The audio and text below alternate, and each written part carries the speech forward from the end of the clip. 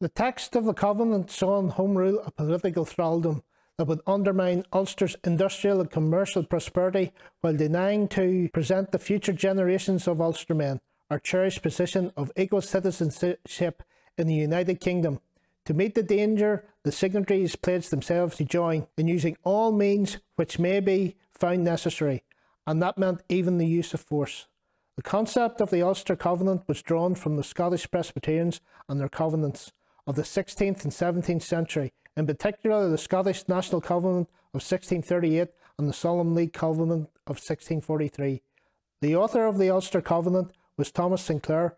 Whilst appreciating the concept being of staunch Presbyterian stock, the language of the Ulster Covenant was founded more in the statements of Randolph Churchill, "Ulster will fight and Ulster will be right," and the Marquess of Salisbury's, "Parliament has a right to govern the people of Ulster. It is not a right to sell them into slavery," rather than the original Scottish Covenants. The wording of the Covenant was clear, concise. Its content and tone left no one in doubt that those who signed it were determined to maintain their place in the Union and Empire. Whilst the Covenant campaign had been announced in August 1912, it was at the Ulster Unionist Council meeting on the 23rd of September 1912 in the Ulster Hall that the UUC passed a resolution pledging itself to the wording of the Covenant.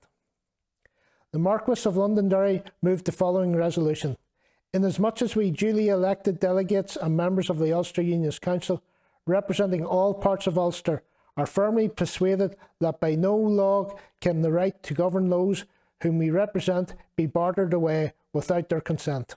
Although the present government, the services and sacrifice of generations of our race having been forgotten, may drive us forth from a constitution which we have ever loyally upheld, they may not deliver us bound into the hands of our enemies, and that it is incompetent for any authority, party or people to appoint as our rulers a government dominated by men disloyal to the Empire and to whom our faith and traditions are hateful.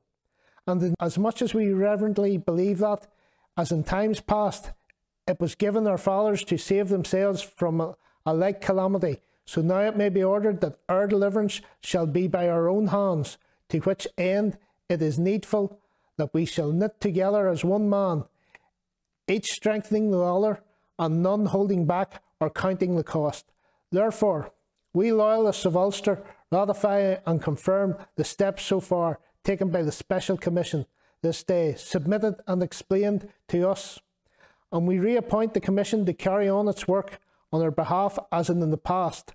We enter into the solemn covenant appended hereto, and knowing that the greatness of issues depending on our faithfulness, we promise each to the others that to the uttermost of the strength and means given us, and not regarding any selfishness or private interest or substance on our lives, we will make good the said solemn covenant. And we now bind ourselves in the steadfast determination that whatever may befall, no such domination shall be thrust upon us, and the hope that by the blessing of God our union with the Great Britain, upon which are fixed our affections and trust, may yet be maintained, and that for ourselves and for our children, for the province and for the whole people of Ireland, peace, prosperity and civil and religious liberty may be assured under the Parliament of the United Kingdom and of the King, whose faithful subjects we are and continue all our days." Appended to this resolution was the Solemn League and Covenant, the terms of which have already been published.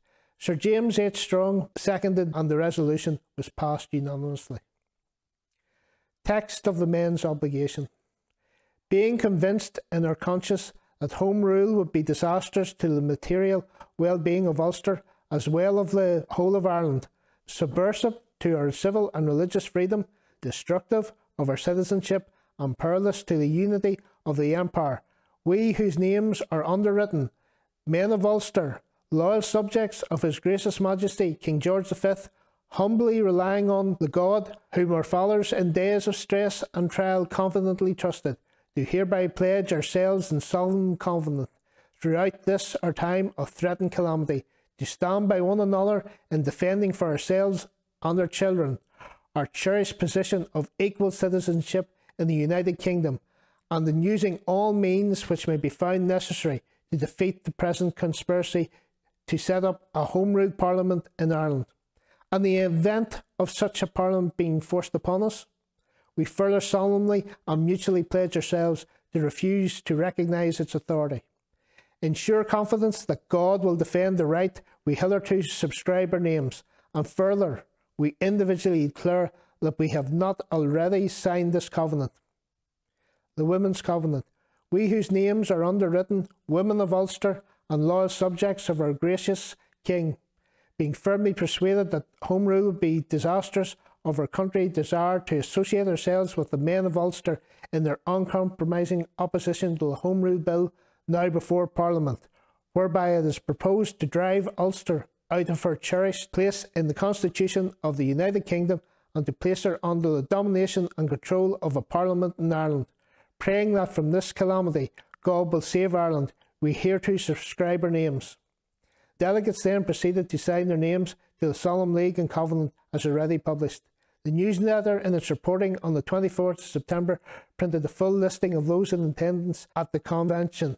Local representatives in attendance were Hugh Adair, JP, Glenavon, Cookstown, Samuel Cummings, Cool, Killisland, Reverend E.F. Campbell, Killyman Rectory, Moy, Richard Clough, Kildress House, Cookstown, W.H. Dara, JP, The Villa, Dungannon, Robert Daniel, JP, Derryvale House, Dungannon, James A. Gilpin, Derry Corey, South Moy, J.B. Gunningmoor, Coolnafrankie, Cookstown, T. McGregor Greer, JP, Tullylagan, Tullyhog, W.H. Hamilton, Tomletmore, Stewartstown, William R. Henderson, Sherrygroom, Dungannon, Reverend King Irwin, Branley Glebe, Dungannon, Right Honourable the Earl of Ranfurly, Norton House, Dungannon, Robert Stevenson's, Dungannon, R.H. Scott, Elm Lodge, Dungannon.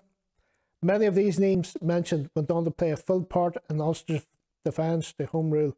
Some were active in the Ulster Volunteer Force battalions of the Dungannon and Cookstown. A number also proceeded to the ranks of the Empire's forces, where they would serve with distinction during World War I.